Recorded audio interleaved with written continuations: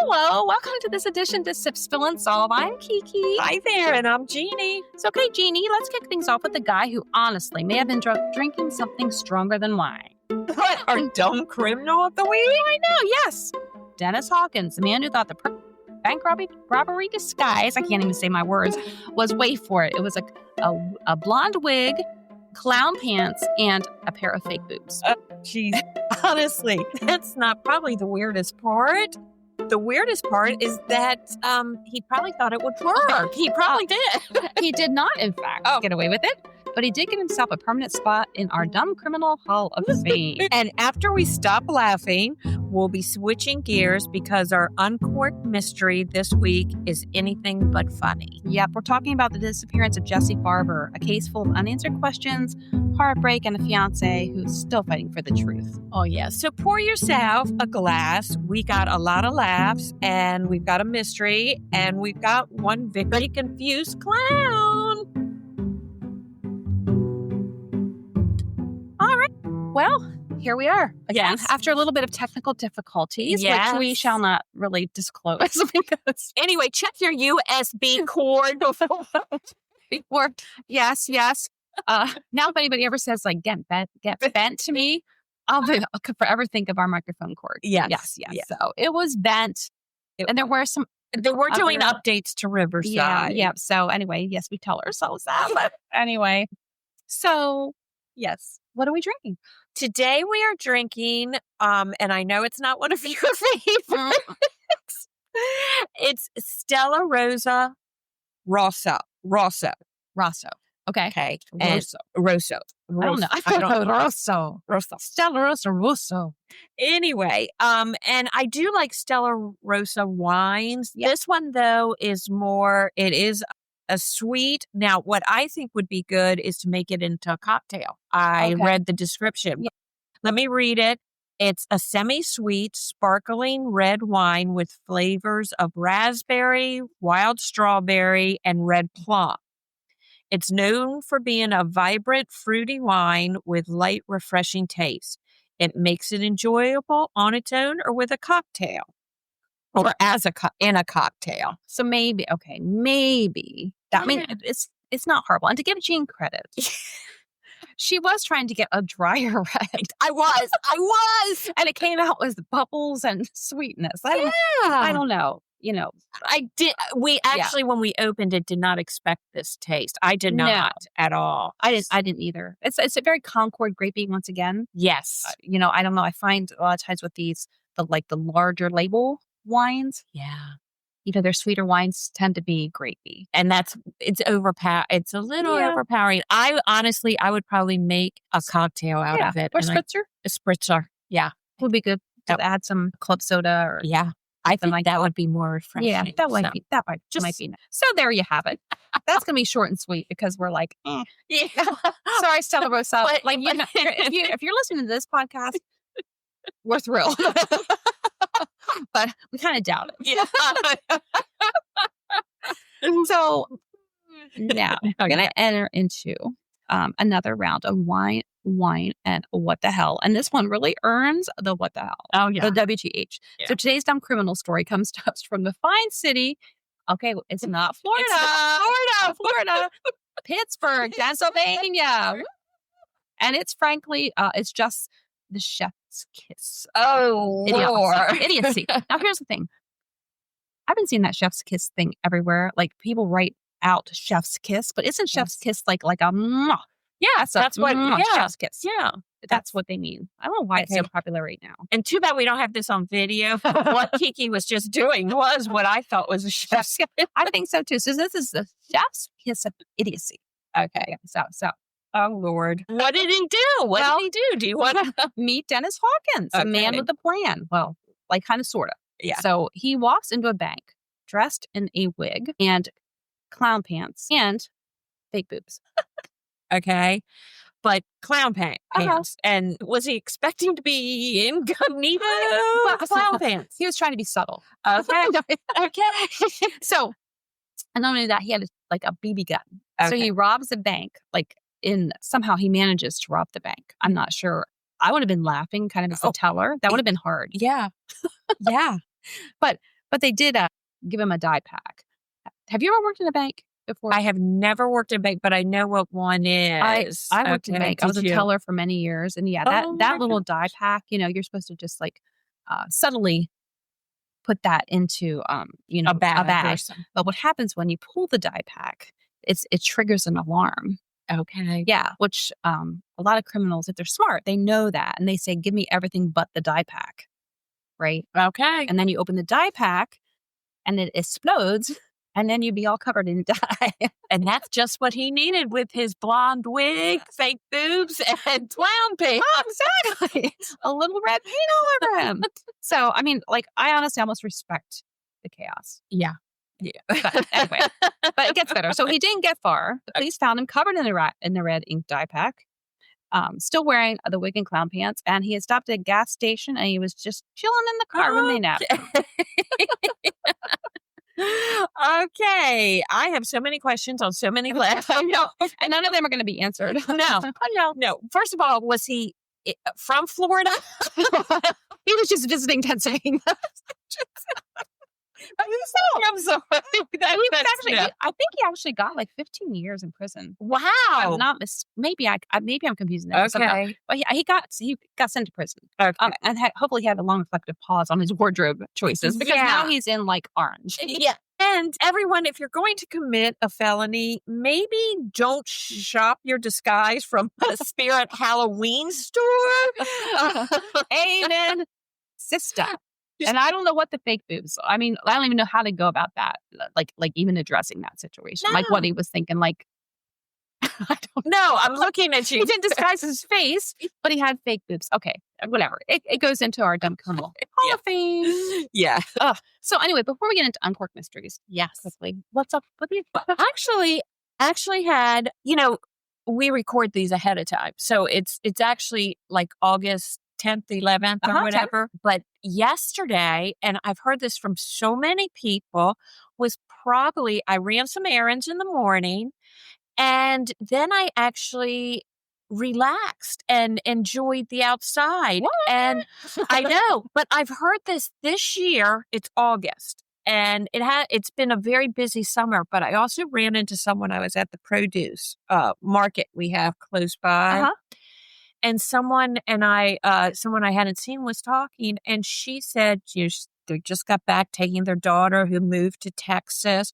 And she said, actually, and she's a teacher, so she's going back to work, I believe, in the upcoming week. Right. But she said she has not had any time. And I said, this is what I'm hearing this year. It's been a crazy.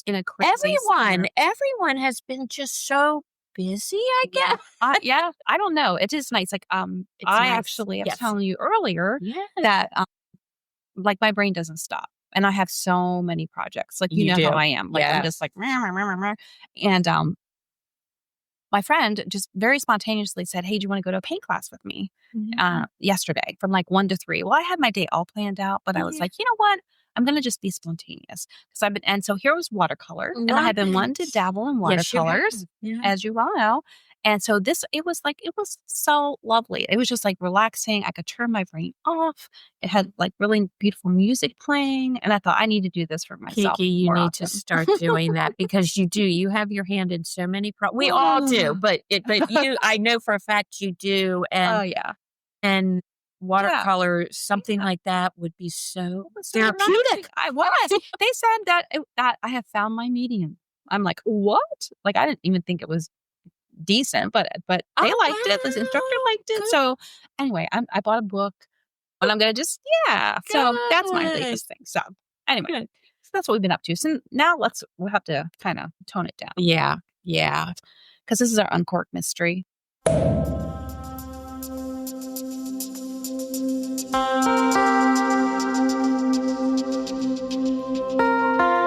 It takes us to the heart of Pennsylvania. Yes. And not only to a small, in the coal region town of Tamaqua, which coincidentally, I can say it, we've not even been drinking that much. No, we haven't today. Because we're trying to get our microphone to work. We need to be sober for that. Yeah.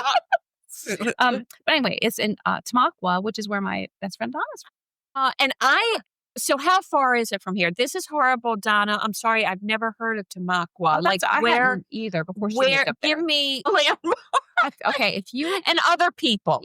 up Route 81 Okay. and head north, like you'd be going to like Hazelton. Okay, that's where I know. Okay. Right. And then you would get up there. I believe there is a Tamaqua exit right off of 81. Okay. So it's up there probably about 2.5 hours. Okay. 2.5 hours. Okay. Something like that. So it's in the coal region, and it's really not that far from my hometown of Sunbury. Okay. So I'm really familiar with kind of like with the coal region. Right. Itself. Right. So, but unless you've been there and experienced it, like I think Tamaqua has maybe 6,000 residents. Oh, wow. Like it's not a big area. I bet you it's beautiful though.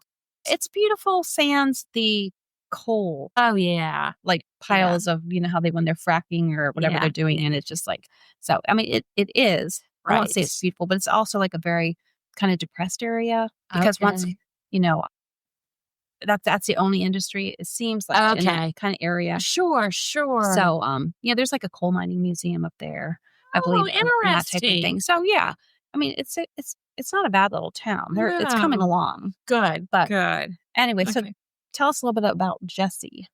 Okay. Well, on August 11th, Jesse Farber was 29 years old, and August 11th, 2015. After a frantic call to his fiancée claiming he was stuck in a tree and being chased by a pack of coyotes. But this story is not as simple as it sounds. No. And we had a chance to connect with Jesse's fiancée, Rachel, who shared direct insight with us. The details they're deeply personal, let's just say. And a lot of time, and the official narrative doesn't match necessarily what people closest to Jesse choose to believe. Right. So I don't know. There's no confession. They have no closure. Okay. So anyway, so we'll tell you a little bit about the details of that. But the family's looking for answers, of course. And so let's start at the beginning with what we know. Yes. So so Jesse and Rachel had been dating for quite some time. I believe in high school. Yeah. They hooked up. And they ended up having 2 children together, and they had an apartment and that type of thing. And for all intents and purposes, like he is like a really good guy. Yeah. Like great father. Loved his kids, was very compassionate, would give people the shirt off of his back. Sounded like a really, really, really nice guy. Yes. And I think Rachel worked at the same place, that ice cream place. I think it was called Libby's. Oh, Libby's. Okay. I want to say Libby's. I never had Libby's ice cream. So I don't know. It doesn't seem to sound remotely familiar to me. Have you? Never had Libby's either. Maybe they make it under, and it's like sent out under different name. Like maybe it's Turkey Hill or, something like that. Blue Bonnet. I don't know. Maybe something like that. Things were going well. Yeah. And then all of a sudden, for whatever reason, Rachel started noticing that some money was disappearing from Jesse's paycheck. Right. Like large amounts of money. Right. So do you have any thoughts on that one? I do. And I think, of course, like any marriage or any money is like a stress, or money is one of the biggest controversies. Yes. So that is what I heard too.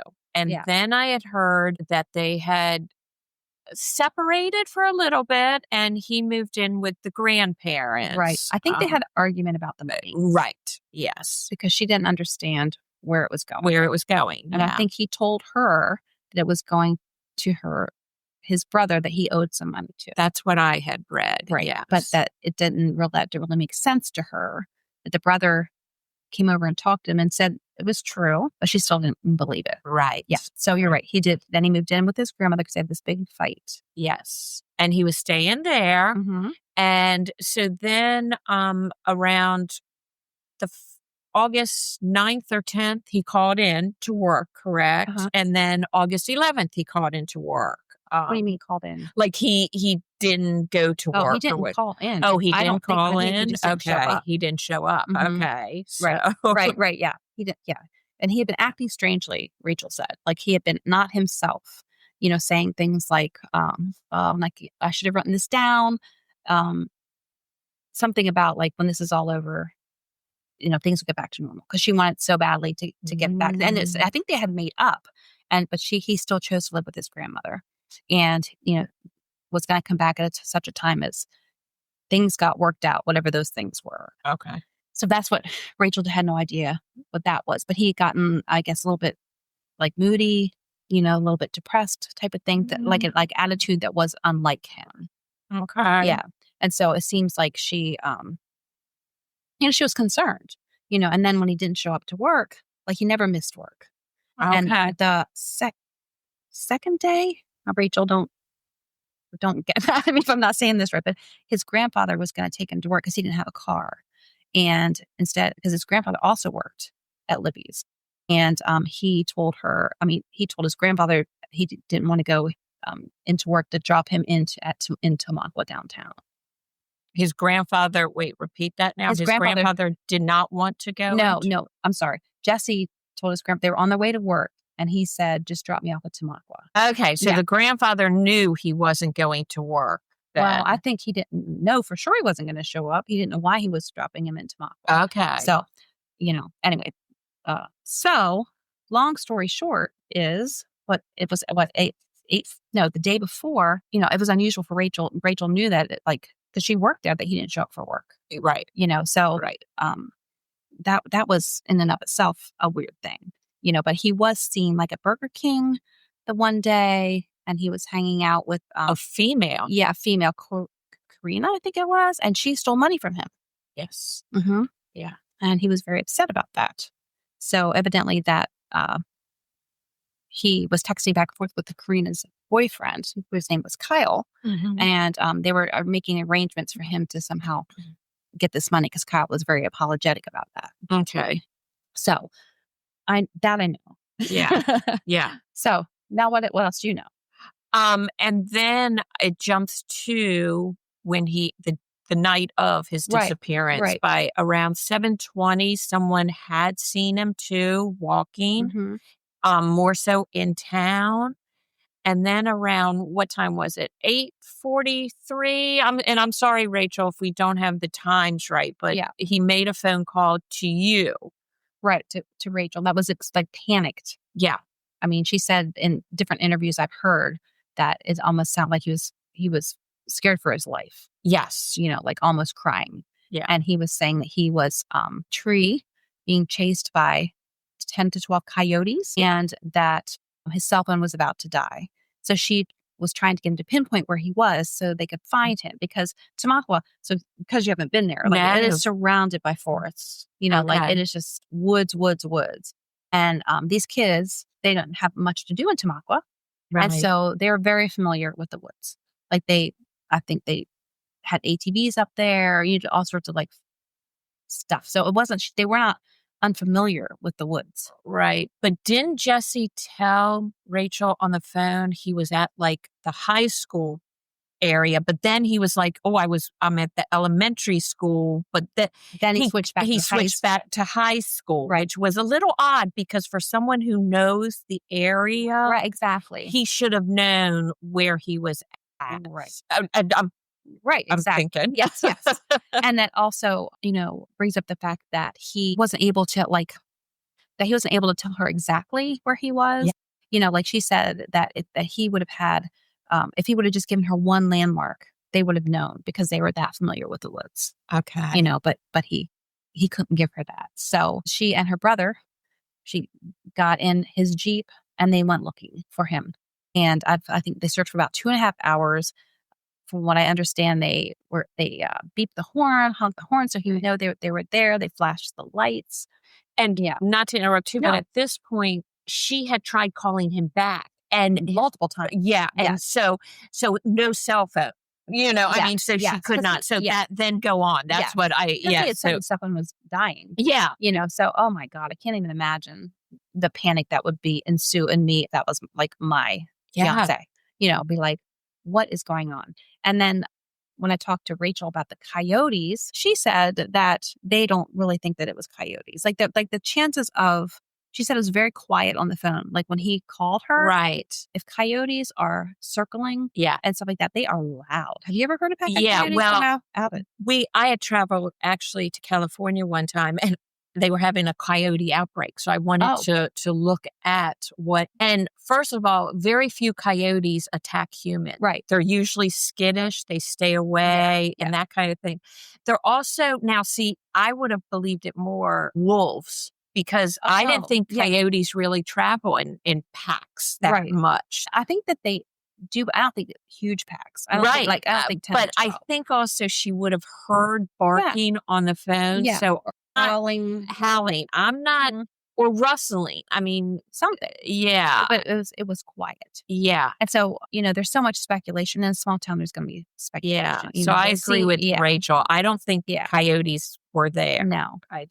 No. And then, some people are saying, well, the disappearance of the money, like large sums of money, like perhaps he had developed, somebody had, one of his friends said that he had bought meth one of the days that he didn't show up to work. Okay.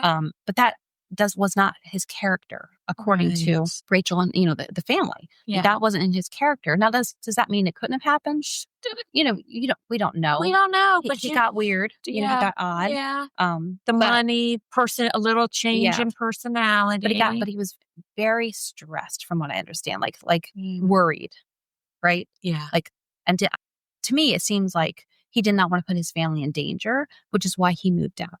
Yeah. That's what I think. You know? So they say that there is a gang in Tamaulipas called the Coyotes. Okay. And that if perhaps he owed them money for something, or who knows? I mean, we don't know. Somebody knows. But nobody's talking about it. And also, he never got met up with the girl who stole money at the Burger King. Right. He never met up to get that money. Right. That to me is a question mark. Right. Too. Right. So if he just say he also that they were able to trace his cell phone calls, and he had made a ton of calls to his bank, and he was checking his balance, which is odd. He was, and they weren't to get paid until Friday. So there wasn't, his paycheck wasn't coming in. So it's like, what was he looking for, and why was he so frantic about money? Yeah. So I think, it seems like maybe he owed somebody money. However, you'd think he would have come and gotten his $80.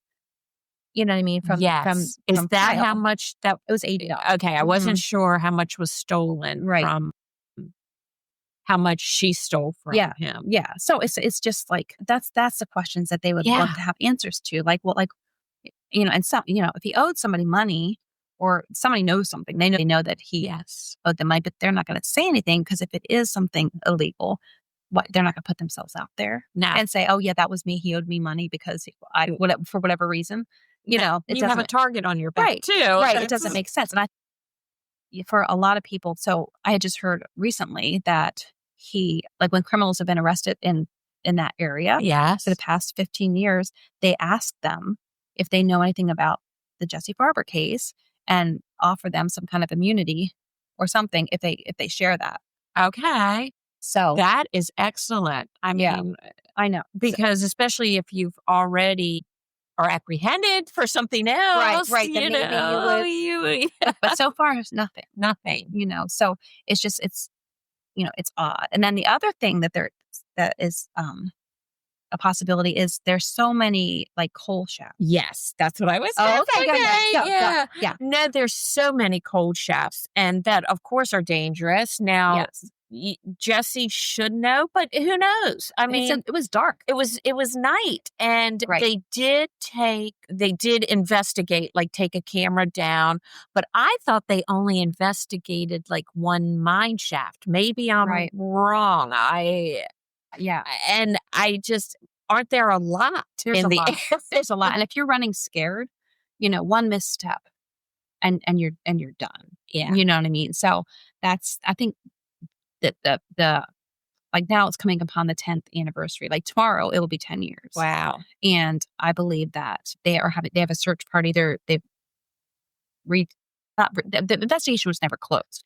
But they had a GoFundMe project, and so they have some people that they're searching every weekend, every Sunday in August, looking for him. But it's scary because it's such dangerous, treacherous terrain. Oh, yeah. No matter. You know. Well, and then a year after, I'm not sure the timeline, a hunter, or is this speculation that I could have read, a hunter found his backpack or pants or something? Yeah, they found, and it was hanging in a tree, was a pair of sweatpants with one leg tied and a rock in it, which is like, you would use that for a weapon. Yeah. You know, that type of thing. Yeah. And then, they said that it was his backpack because there was a pin on it that was his grandfather's. But Rachel says no, that pin that they identified the backpack with, her son has. Yeah. So it's not that. So there's also kind of or at least there's questions, was this planted? Yes. And yes, because of where it was. Yes. It's not a place where it was like an hour or so into the hike, the trail or whatever. Yeah. I don't know how you would have gotten there so fast, number one. Yeah. Because they said like it was like one foot in front of the other kind of a path, and it was in places, and it was like scaling a stone, something like, it's not anything you would do quickly. Wow. So, and at night? Yeah. I mean, it's not questioning, like, right. Would you? What? No. Yeah. And so I'm thinking, like, if somebody was planting, it makes more sense that they planted it. Same. Same. Which then leads you to believe, then why are they trying to throw the police off the chase? That makes me think foul play. Yeah, agreed. And like so many, someone knows something. Kiki has been in touch with Rachel. And she's turned a bad into a good, but I'll let you go ahead. Yes. So Rachel started a Facebook page. Yes. It's called Finding Jesse Farber. And I would encourage you to get on that. And what she has done, which I think, like, I love it, because Pennsylvania does not, as we've said before, have a database for missing persons. Yes. So what Rachel does is she just features anybody who's missing and I think it's Pennsylvania. Yeah. And she posts. Or Maryland. At least I've seen. So she'll post that. Yeah. And that's just that, and it's female, male, doesn't matter. So that's how like we reached out to her, because she had commented or something on one of our posts, or somehow we were able to like connect with her. And so she gives a really good quote in the Hanover Missing Men episode, she did. because she's been dealing with this for 10 years, and so she had some really good advice for people, like, how does a family, how do you move on from that? How do you live your life? Yeah. And for Rachel, like, they just want closure. Yeah. Yeah. And her two kids, or hers and his, Jesse's two kids. So I just want to bring him home. Yeah. And I'll just read to you something that she said. I thought, please. She sent me a little, we've just been talking back and forth, and she just seems like such a sweet person. She says, we've been having a hard time with the 10-year mark coming up soon. Now, this was like last week. We're trying to do certain things to keep his name and story out there. It's really hard to believe it's been 10 years. We're doing a 4-week search in August, starting every Sunday. It will start on August 10th, and then we'll be following 3 weeks after that. We've been doing a lot of searches in a new area. Hopefully we come across something. That would be awesome. And she says it would be awesome if we talk about her page. Okay. So she says she offers help to as many families as she could. They raise awareness, make flyers, even do searches for other missing people in the area. Rachel. Yeah. So, and then she says, Steve Fisher is the PI that took on Jesse's case. Right now we have a GoFundMe in hopes to raise funding to bring professionals, teams, and equipment to the new focus area search. Now, we'll post that in our show notes for the GoFundMe page. Please. The area is treacherous, and even though we have many searches with volunteers, there's still much area that cannot be searched. It's also never been searched by professionals. So we are doing different events to raise funding. Oh. Yep. And so here's a quote from her. She says, if anyone has any information on the disappearance of Jesse Farber, please come forward. Our family is facing the 10-year mark, and it's time for him to come home now.